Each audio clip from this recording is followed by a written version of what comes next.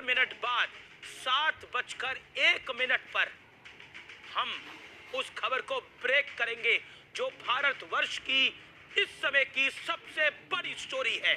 इस देश को वाकई सख्ते में आ जाएगा ये मुल्क, जो खबर आज हम 7:01 पर 7:02 पर, क्योंकि 6:58 हो चुके हैं, 7:02 पे ब्रेक करने वाले हैं।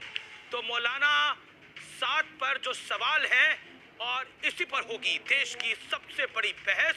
रमजान में तो ईमान दिखाओ साथ, सामने आओ और आज आर पार में बेहद अनोखे अंदाज में ऐसा विश्लेषण। घरों में रहते हुए ही तरावीह का एहतमाम करना चाहिए। पुलिस और जांच एजेंसियों की चौतरफा घेराबंदी हुई तो मौलाना साद लगे अच्छाई का ज्ञान बांटने।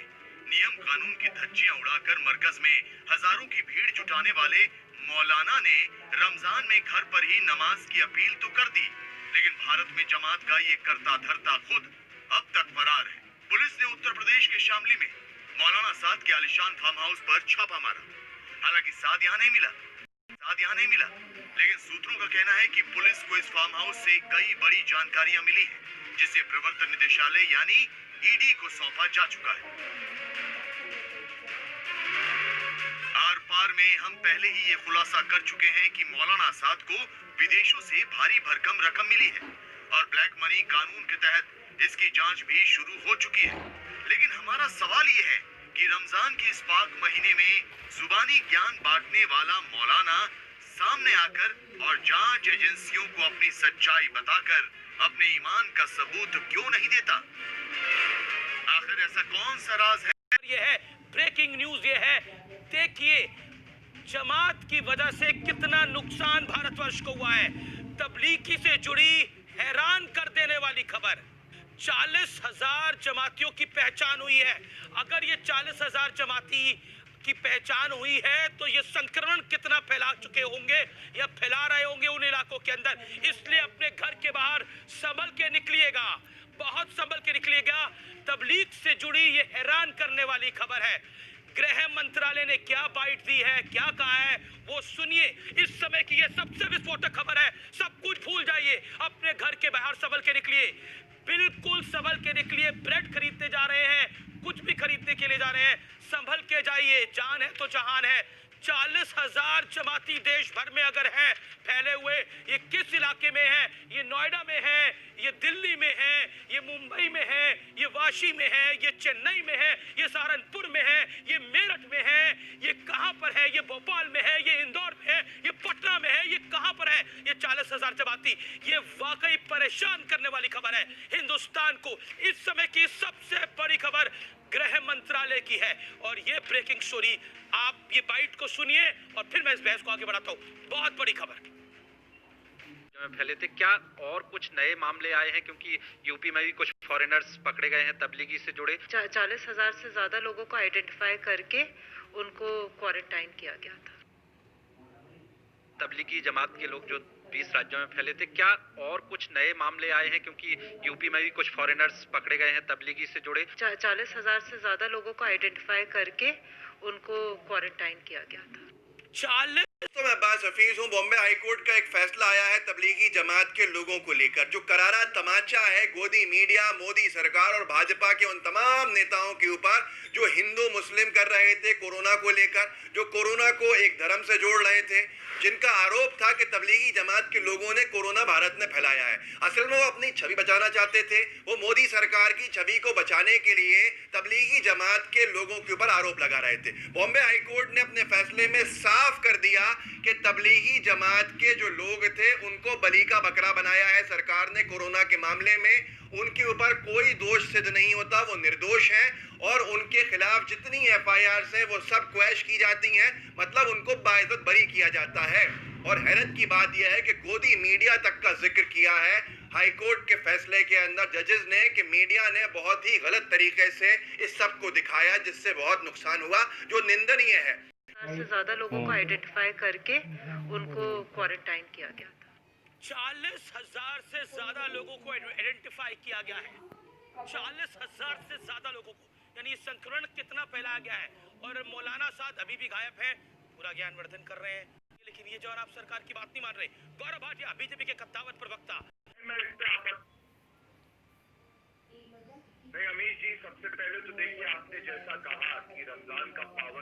है और आप इन्हें मौलाना कह रहे हैं, मैं इस पे आपत्ति दर्ज करता हूँ। ये एक भगौड़े हैं, ये चूहे की तरह बिल में छुपे हुए हैं, ये गद्दार हैं। और जो मैं कहता हूँ अमीर जी, इन्होंने देश को 30% जो पॉजिटिव केसेस हैं वो दिए हैं। इनके फार्म हाउस में इंपोर्टेड गाड़ियां मिलती, इनको कोई मतलब नहीं है भारतीयों से या मुसलमानों से। ये केवल अपनी दुकान चलाते हैं विदेशी फंडिंग लेके। और आपने कहा कि ये आप पकड़ नहीं पा रहे, तो मैं आपको एक बात बता दूं दर्शकों को, ये चूहा जरूर पकड़ा जाएगा और जेल की सलाखों पे मिल जाएगा। इस पे राजूका लगेगी, इस पे गिरफ्तारी होगी और एक मजबूत संदेश जाएगा, जैसे और तबलीगियों को पकड़ा है, जो डॉक्टर पे थूकते हैं, जो नर्सेस के सामने कपड़े उतारते हैं, नंगे घूमते हैं, ऐसे लोगों पर जनता माफ नहीं करेगी। और 130 करोड़ भारतीय एक साथ है, इन्होंने रोड पे देखा है तो इनको दौड़ाया जाएगा। और वो इसलिए है कि जिस वक्त पूरा देश एक साथ खड़ा है, ये धर्म के नाम पे देश को बांट रहे हैं। इनके ही वक्तव्य है कि मुसलमानों को बांटने की एक साजिश है। मैं पूछना चाहता हूँ, क्या कोरोना हिंदू मुस्लिम देखेगा? कोरोना वायरस से ज्यादा खतरनाक अगर कोई है तो तबलीगी जमात है, मौलाना साहब है। जी, मैं सीधा रुख करता हूँ तबलीग के प्रवक्ता का। साथ बुलाया जाता है, श्री मौलाना साथ बोला जाए, रिस्पेक्टेड मौलाना साथ बोला जाए, क्या बोला जाए? मुल्ला बोला जाए, मुल्ला। तारिक फतेह कह रहे हैं मुल्ला बोला जाए, गद्दार, गद्दार साथ। गौरव भाटिया कह रहे हैं गद्दार बोला जाए। एक एक करके कादरी, आदरणीय कादरी साहब आप बोलिए। यही बात कि जब तक के मौलाना साहब पर कोई कोर्ट ऑफ जस्टिस डिसीजन नहीं देता, ना हम उन्हें गद्दार बोल सकते हैं, ना हम उन्हें कुछ बोल सकते हैं।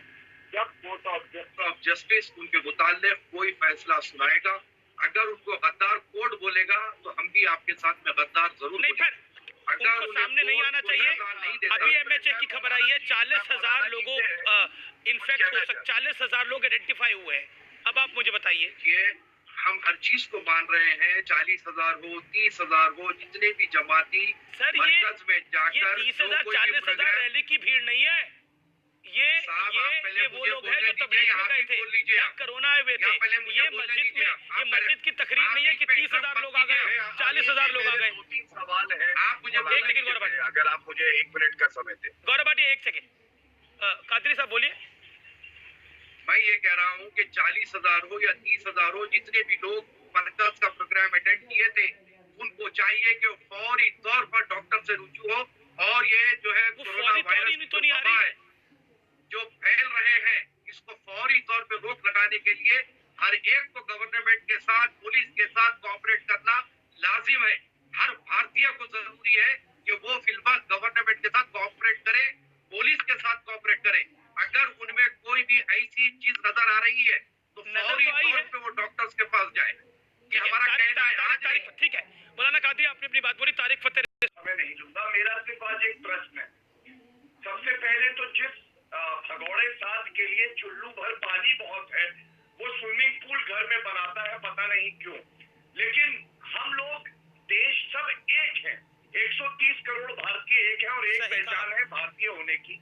आज आप पूछिए, मेरा समय ले लीजिए, पूछिए मौलाना अली कादरी से कि पहले वो भारतीय है कि पहले मुसलमान है, और एक बार मुजीबुर रहमान से भी पूछिए। देश है, सबसे ऊपर तिरंगा है, सबसे ऊपर मेरा भारत है, बोलिए। यकीनन भारत के तिरंगे के साथ हर वक्त खड़े हैं, जरूर तो खड़े कहिए रहेंगे। देश पहले, आज बोलिए देश पहले।